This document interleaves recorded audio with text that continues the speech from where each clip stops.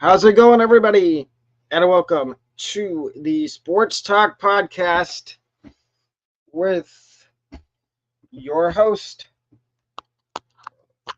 Or maybe get the camera just a bit. First, I'm going to show out the shirt. There we go. Today's episode of the Sports Talk Podcast is going to be Fantasy Baseball Preview Top 50 Infielders.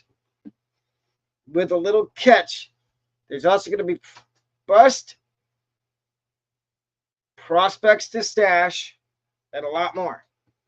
Let's get right to it. So here's my fantasy baseball preview infield. Baseball preview breakout guys infield. The first one is Colt Keith, Detroit Tigers.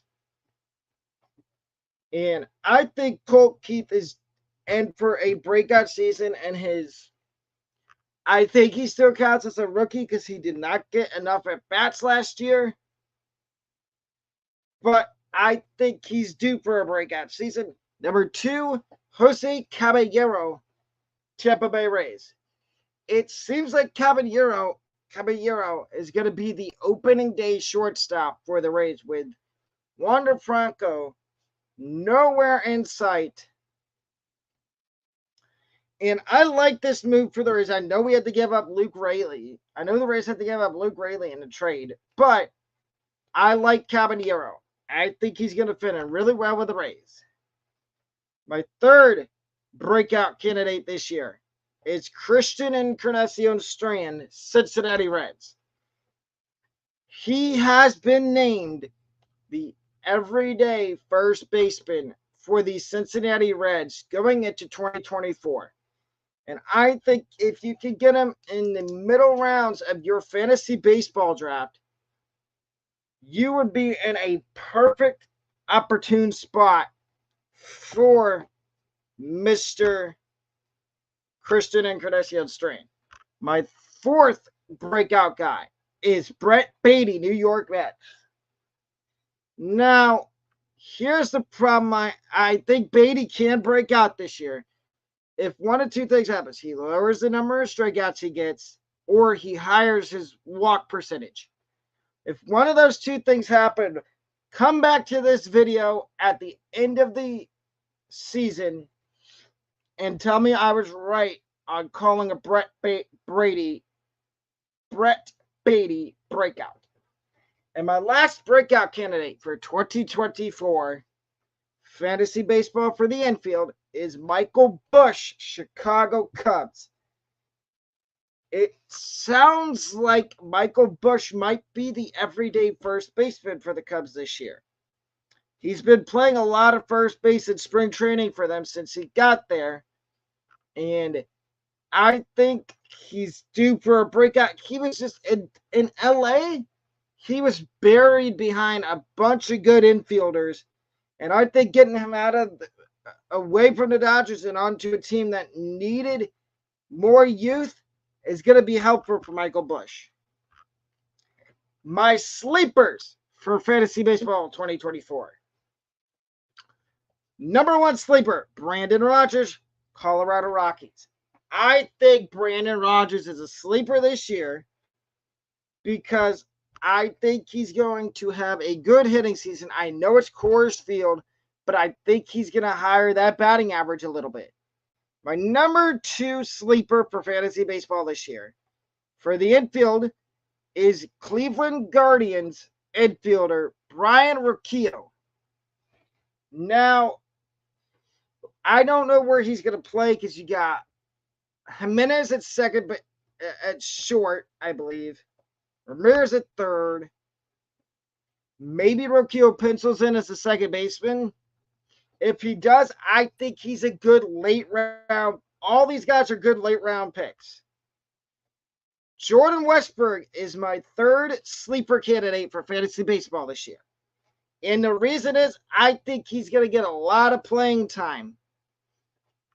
And something tells me that he's not only going to be a sleeper, I think he might be a dark horse for a breakout season. And my last sleeper is Curtis Mead, Tampa Bay Rays infielder.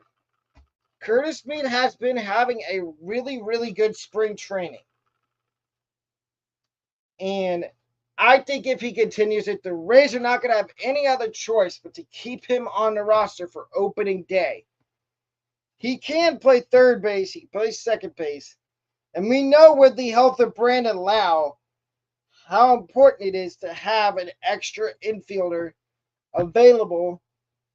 And I don't think Taylor Walls is going to start the year with the Rays. I think he's going to be on the injured list to start the season. So Curtis Mead could get some at-bats, and he could force the Rays' hand to start the season. If it starts off hot and the Rays have to make it a decision when Taylor Walls does come back, I don't think it's going to be Curtis Mead that goes down if Mead makes the team. 2024 Fantasy Baseball Bust Infield. Anthony Rendon is number one. And this one, I'm going to keep it short and sweet. Injury history. And if I'm wrong, you can let me put your thoughts down. Debate me down in the comment section down below on my rankings, my breakouts, my sleepers, and my bust for fantasy baseball. And so number 2 is Eugenio Suarez, Diamondbacks. The reason Gino Suarez is on here is not injury history. It's something else. His strikeout rate. Him and Javier Baez have a high strikeout rate.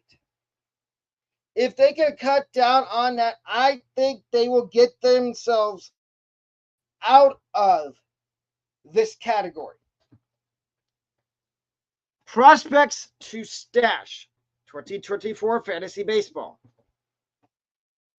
Jackson Merrill, Junior Caminero, Jordan Lawler, Tyler Black, Matthew Shaw. Now, circle back around to Jackson Merrill. Jackson Merrill, out of this group, he's the least likeliest to probably get called up this year. Would I be surprised if he does? No.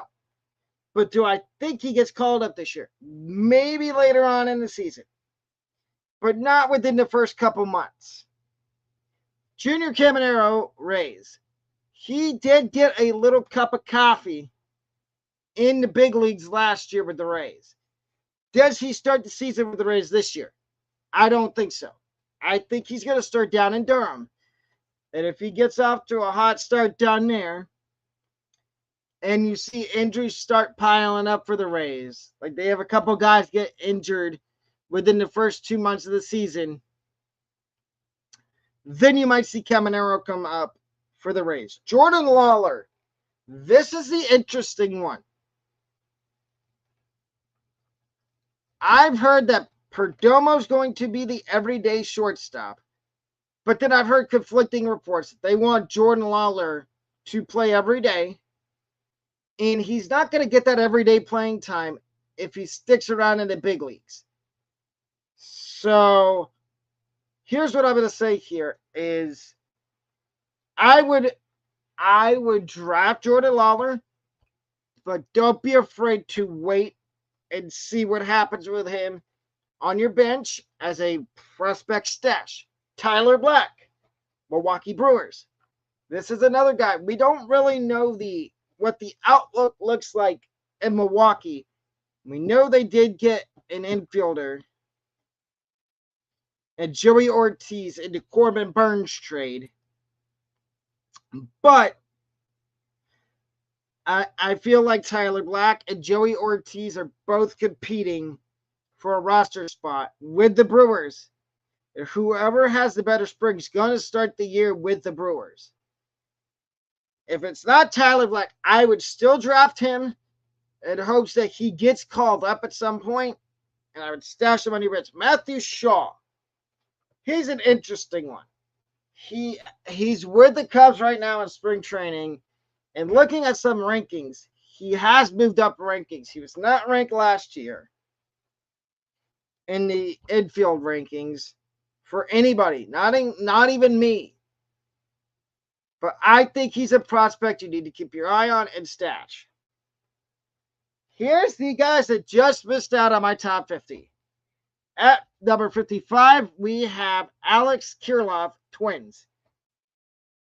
Now, I really like him, but my problem with him is health, injury history. If he can stay healthy a whole season, I wouldn't have. And the way my rankings work is once the season starts, they get updated every week. So when I do my fantasy baseball review on Tuesday from Monday nights, you will see my new rankings released at the end of that stream. But anyway, Alex Kirilloff, if he can stay healthy, I wouldn't have a problem putting him inside the top 50. At number 54, Kyle Manzardo, Cleveland Guardians. Now with Manzardo, it's a different situation here.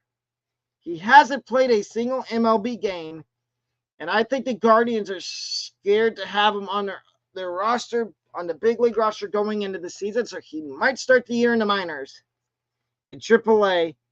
But I think once he gets called up, that he's going to mash. He was mashing in Durham for the Rays before they traded him to Cleveland for Aaron Savali last trade deadline. At number 53, Bryce Turang.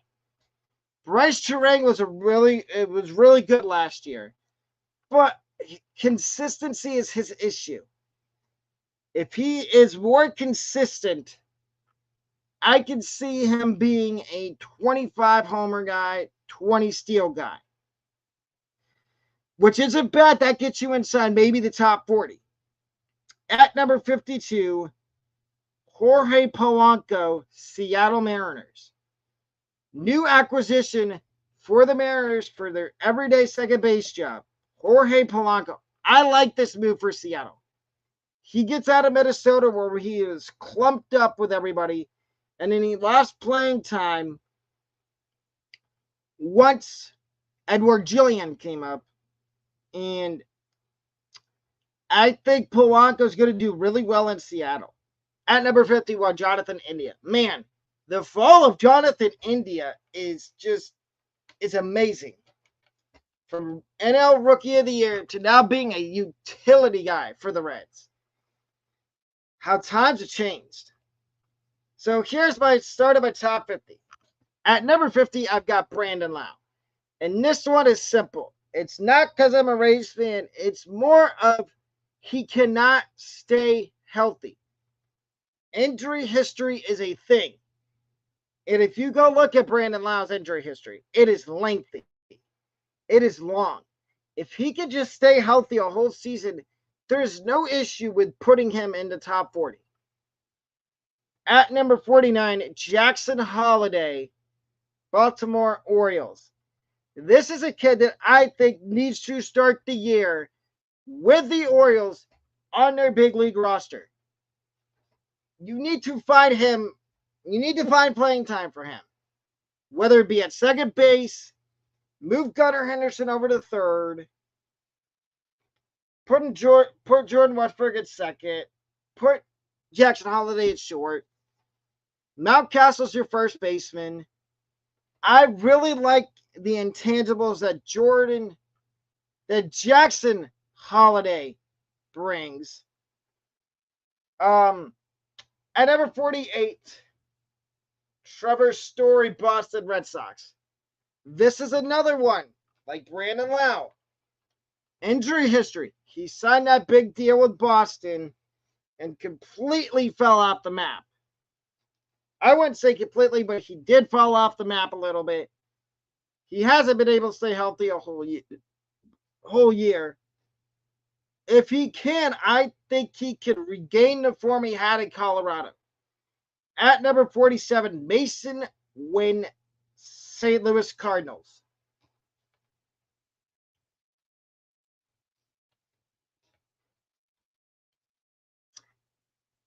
With Mason Wynn, it's short and sweet here. I'm going to keep this one simple. More consistent playing time. If he makes the Cardinals out of spring training, he needs to play second base, shortstop every day. He needs to be your everyday shortstop. At number 46,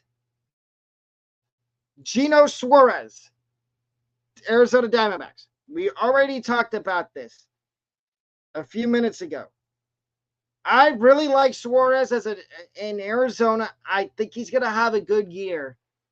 But the one issue I have is, can he cut down on the strikeout rate? That is why he's not higher in the rankings.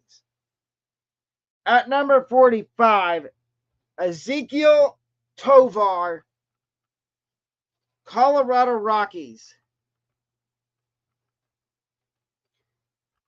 The Rockies are very young. I like Ezekiel Tovar. I think if he has a good season, he's going to keep ascending up the rankings. At number 44, Tim Anderson, Miami Marlins. Now, this is an interesting one. Tim Anderson, for all those years he was with the White Sox, he goes to the Marlins on a 1-year deal. Now, if he does good, I think the Marlins deal him at the deadline to try to get prospects. But if he has a really good season, he might be in their long-term future. At number 43, Javier Baez, Detroit Tigers. Now, like I said earlier about Suarez, and I did not mention it about Brandon Lau, but all three of these guys, Suarez, Lau, and Baez, all have the same thing in common. And if you know what it is, tell me in the comments down below. Strikeout rate. Javi Baez had one of the worst strikeout rates in the majors last year. If he can cut that in half, even just a little bit, I think he can have a bounce back season.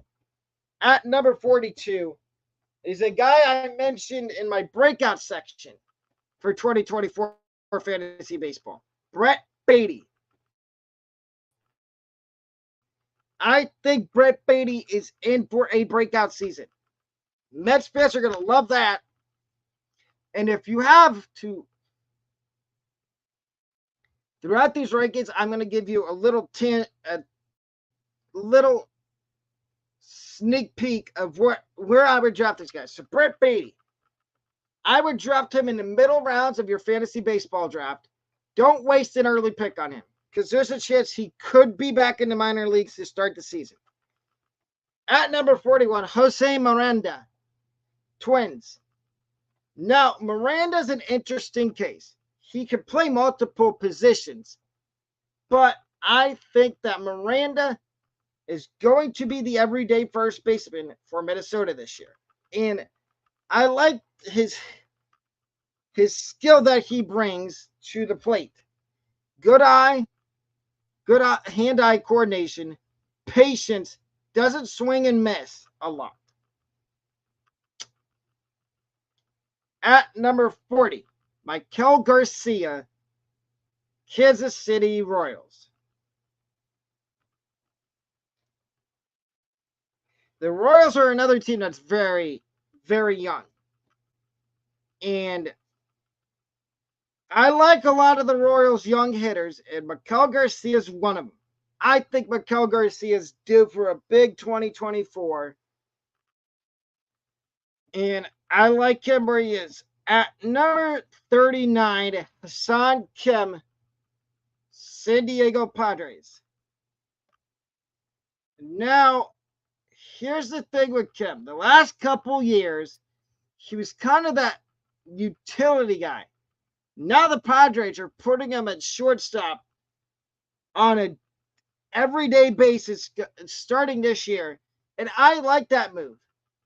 He had a really good defensive run saved average at shortstop last year for San Diego. Now that he's going to be playing there full time, I think he's in for a big year. At number 38, Jake Berger, Miami Marlins. This is another guy. He was on the White Sox last year, and then the White Sox traded him at the deadline. I like the move for Berger. I think he's poised for a big year in Miami. At number 37, Zach Geloff, Oakland A's. Geloff is another guy he's fairly young. He has a chance to have a breakout season. Now, does he is a question.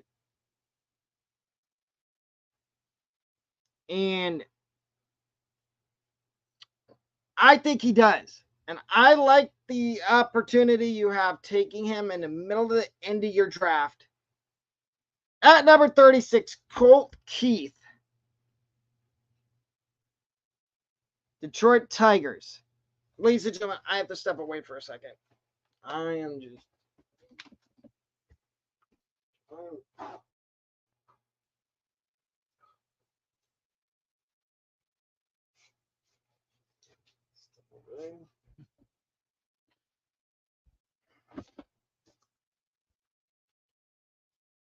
I'm back. Back to Colt Keith. So I think Colt Keith is due for a big year in year 2 with the Detroit Tigers. At number 35, Gavin Lux. Gavin Lux is another guy. He missed almost all of last year with injury. But I think in 2024, he's going to have a huge season for the Tigers. We're going to do this the easy way. So I don't have to keep... We're right here. Okay. At number 34, Jeff McNeil, Mets. Jeff McNeil is another guy that I really like going into 2024. I think he's due for a big year for the Mets. At number 33, Brandon Rogers. I talked about him earlier in breakout candidates for 2024. And I apologize. I'm sharing my screen with you now. So you can see the rankings a lot better. But like I said about Brandon Rogers, we're going to keep it short and sweet. I think he's due for a big year. Miguel Vargas is number 32. Now, with Miguel Vargas, are we going to get the Miguel Vargas we saw towards the end of last year, or are we going to get the one we saw at the beginning of last year when he was called up and he was raking? If we get the Miguel Vargas we saw toward the end of the year, I'm a little worried, but if we get the one we saw when he first got called up by the Dodgers, I'm fine with where he is right now. At 32. At number 31 is Ketel Marte, postseason hero, Diamondbacks. Arizona Diamondbacks. Marte's another guy. Is he going to have a really good 2024? I believe so. And I think that Marte is a guy that can help the Diamondbacks get back to the playoffs again. At number 30, Luis Garcia, Nationals. Now, Luis Garcia had a really good 2023 for the Nationals. Let's see if he can top that off and have another good year this year. 29. At number 29, Jake Cronenworth, San Diego Padres. Now, Cronenworth might be the everyday first baseman.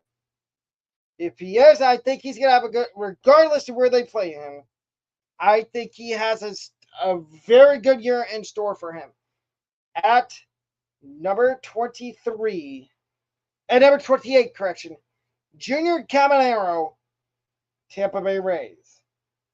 Now, you might say this is number 20. Yes, I said 28. You might say this is a little too high for a guy that we don't know where he's going to start the season. If he's going to start with the big league club or if he's going to start it in the minors. regardless of where he starts it, I think he's up by the second or third week of the season because he's raking down in the minors, and the Rays don't have any other choice but to call him back up. At number 27, Brandon Drury, Los Angeles Angels. Brandon Drury is another guy. I think he's going to play a little bit of everywhere. But regardless of where he plays for the Angels, he's a guy I don't mind taking middle of your draft as a bench bat because you already have your second baseman or first baseman figured out. I would be cautious though. Number 26, Tommy Edman, St. Louis Cardinals. Tommy Edman's another guy. He's the second. Tommy Edman, I don't know where he's going to play because you got Nolan Gorman, you've got Mason Wynn, you've got Jordan Walker, but Jordan Walker's an outfielder. But at some point, and you'll see later on, where I think Jordan Walker is going to be within the next 4 to 5 years with the Cardinals. But back to Tommy Edman. I like Tommy Edman a lot, but my issue with him is where is he going to play this year for the Cardinals? At number 25, Luis Rengifo, Los Angeles Angels. Rengifo is an interesting choice for where I put him. He played a little bit at second base last year and short, but I think he profiles more as a utility infielder and maybe a DH. At number 24, Nico Hoerner, Chicago Cubs. Hoerner had a really good year last year for the Cubs. I think he can outdo his year last year, this year, and have a lot better season. Gleyber Torres comes in at number 23. Now, Yankees fans, get on me in the comments and say, you can say whatever you want. I'll take all the blame for not putting Gleyber Torres any higher, and same with Astros fans here in a minute. Gleyber Torres, the Yankees talked about trying to trade him in the offseason, but they kept him. And I feel like if he struggles to start the year, that he might be gone.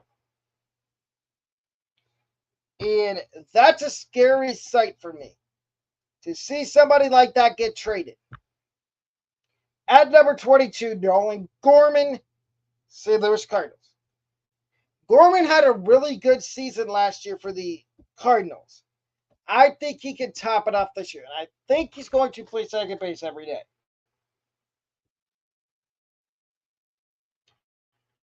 At number 21, Jeremy Pena, Houston Astros. Astros fans, you gave me grief when I did my top 50 outfield rankings last year after the All-Star break, and I put one of your outfielders at number 29. I've listened to you. Jeremy Pena is the first of 3 Astros you're going to see in these rankings. 2. First of 2 or 3 Astros you'll see in these rankings. I really like Jeremy Pena, though. I think Jeremy Pena is going to have a really good 2024 season.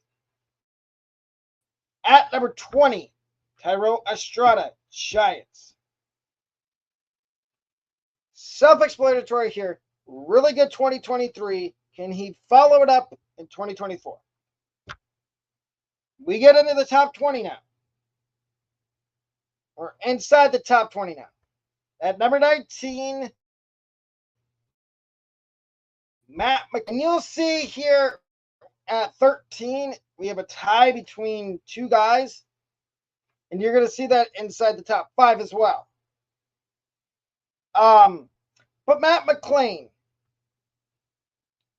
he played really well for Cincinnati last year when he came up. And I think he's due for a breakout 2024 season. Same with Edward Julian at number 18. Edward Julian now gets to be the everyday second baseman and not have to worry about Jorge Polanco breathing down his neck to try to take away playing time. At number 17, Andreas Jimenez, Guardians.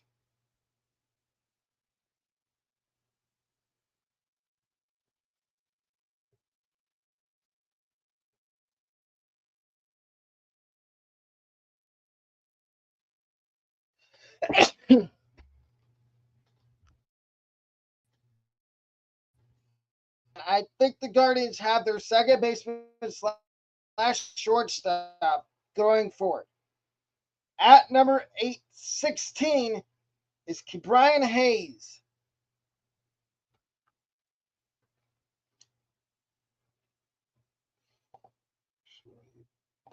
We're going to make a little move here. Chisholm's an outfielder. I just realized that. That's why they signed.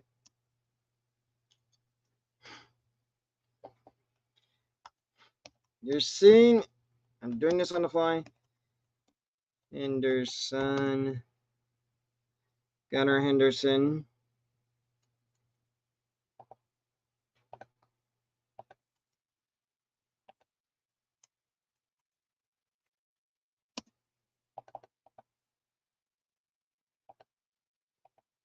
Hold up, ladies and gentlemen. I'm making a little.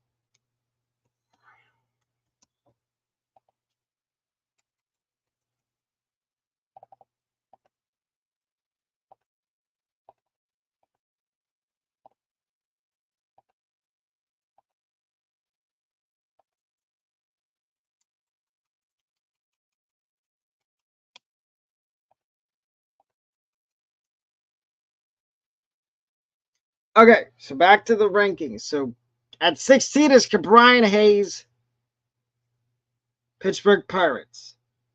Brian Hayes is a guy, and I'm sorry for that little change in the rankings. I remember Josh Chisholm's not a shortstop. That's why they signed Tim Anderson. But back to the rankings. Brian Hayes. I think Brian Hayes is due for a big season this year for the Pirates. At number 15, Nolan Arenado, St. Louis Cardinals. One of the best third basemen in baseball, Nolan Arenado. I think he's due for a bounce back 2024 season. At number 13, Marlins fans, rejoice. Your boy, I think Arias is due for another good season. Consistent hitter. Don't be afraid to take him early. At number 13, Gunnar Henderson, Baltimore Orioles. Now, Gunnar Henderson, all he did is come up home runs and hit for average. I think he's going to follow 2023 season up with a big season in 20.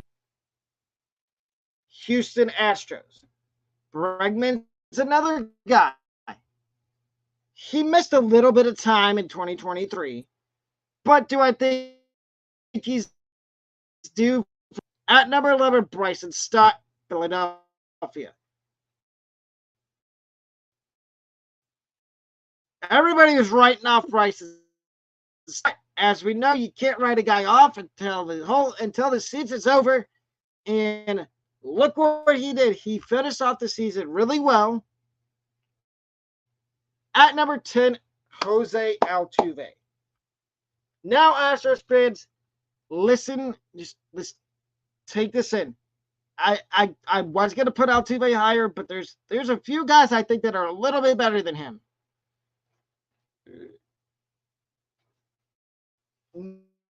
One of those guys is at number 9, O'Neal Cruz, Pittsburgh Pirates.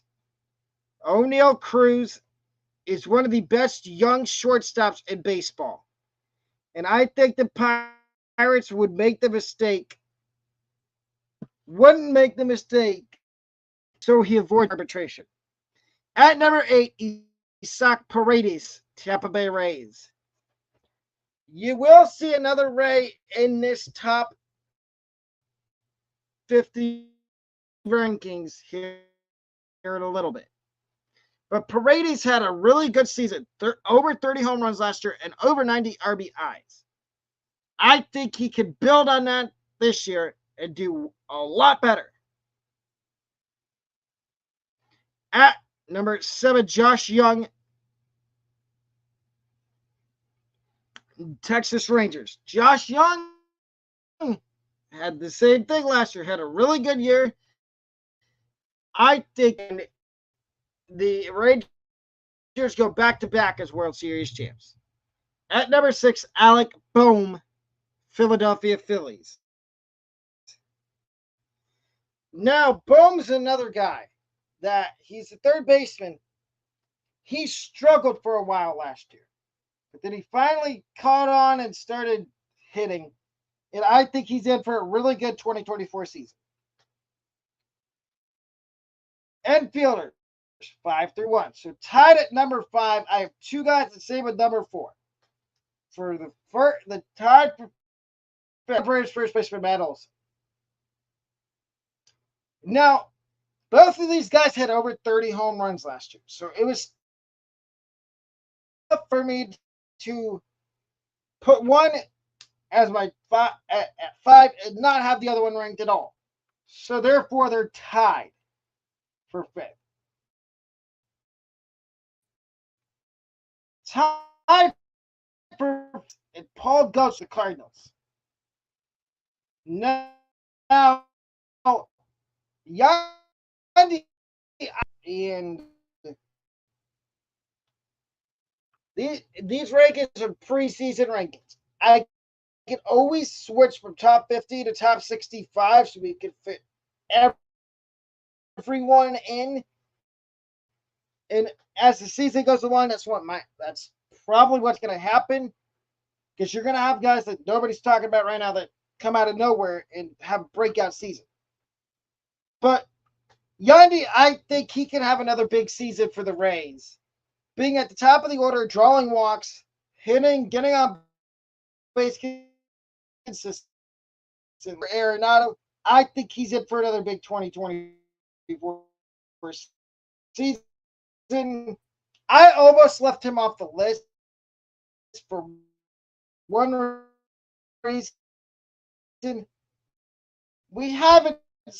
He has been out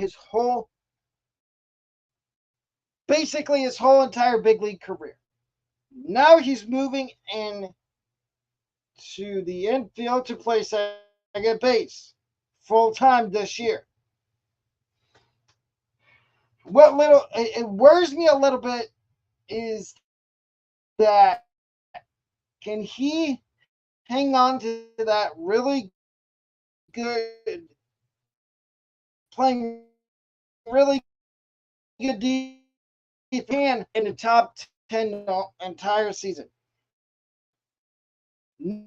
Number 2, Austin Riley, Atlanta Braves. Another guy that hit over 30 home runs.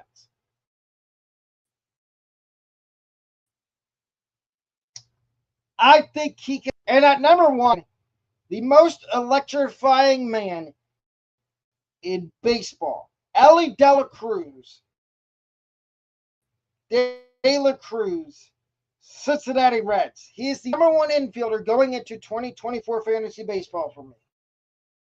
He burst onto the scene last year. The guys that just missed out: Christian Walker, Bryce Harper, Xander Bogaerts, Manny Machado, Ozzie Albies, Royce Lewis, Anthony Volpe, Jordan Walker. And I'm going to talk about Jordan Walker. He's an outfielder right now, but I think once Arenado either retires or gets traded again, I think Jordan will be the everyday third baseman.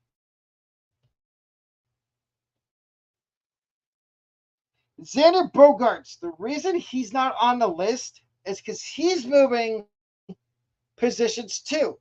He's moving from shortstop to second base. And always, can he translate moving positions over to second base. If he can, I think he will be fine. Bryce Harper. The reason he didn't make the rankings is because he's moving from the outfield to first. I like the move for Bryce, but we need to see it. And we need to see if he can still produce. My top 8 shortstops for 2024 fantasy baseball.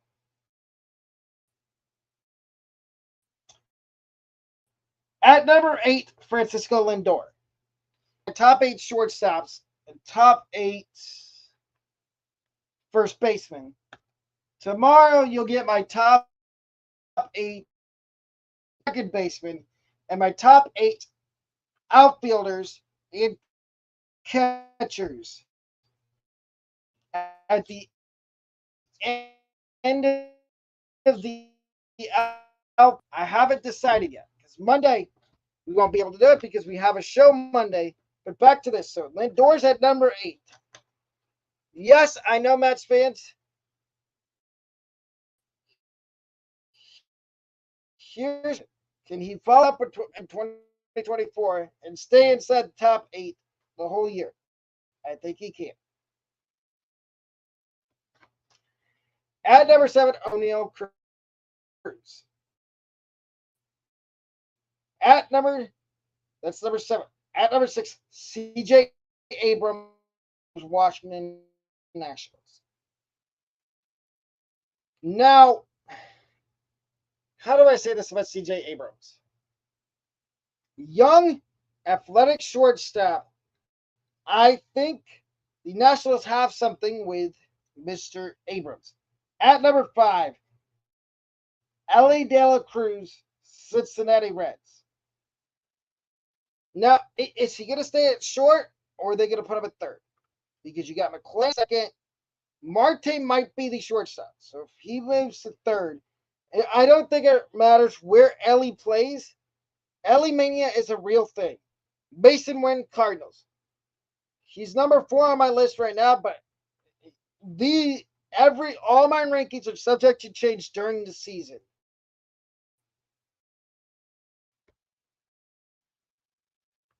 Mason Wynn has one of the best arms at short in the bigs. At number 3, Trey Turner, Philadelphia Phillies.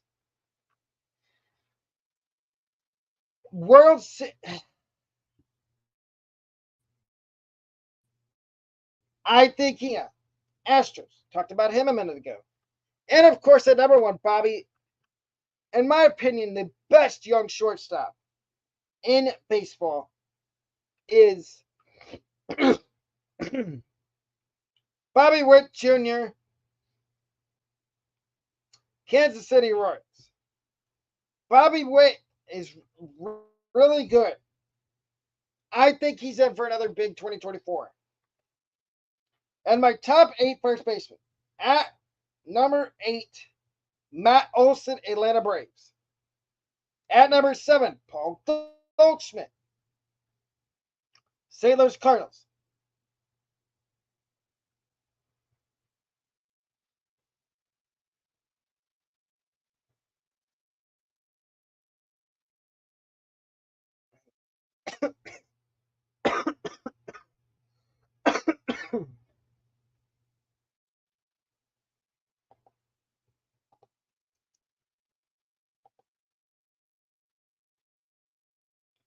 Number 6.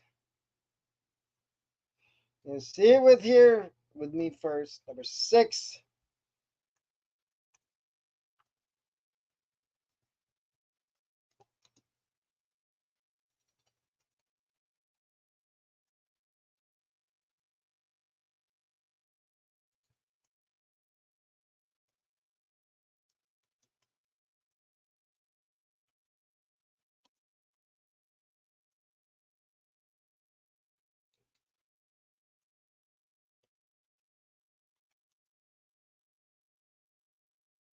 At number 6, Anthony Rizzo, Yankees. I know what you're all going to say. Why did you cheat and put him on there? I meant to put him on there before the show. I realized that lapse. But here we go. So Anthony Rizzo's at number 6. I think Anthony Rizzo is due for a bounce back 2024 season. At number 5, Yandy Diaz. I would have put Diaz inside the top 4, but there's 4 first basemen that I think are better than him. At number 4, Vlad Guerrero Jr., Blue Jays. At number 3, Nathaniel Lowe, Rangers. At number 2, Freddie Freeman, Dodgers. And at number 1, Pete Alonso, Mets.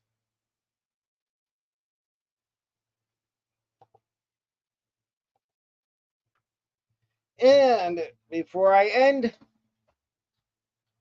this, I think I tried to show it on stream a minute ago, but this is what the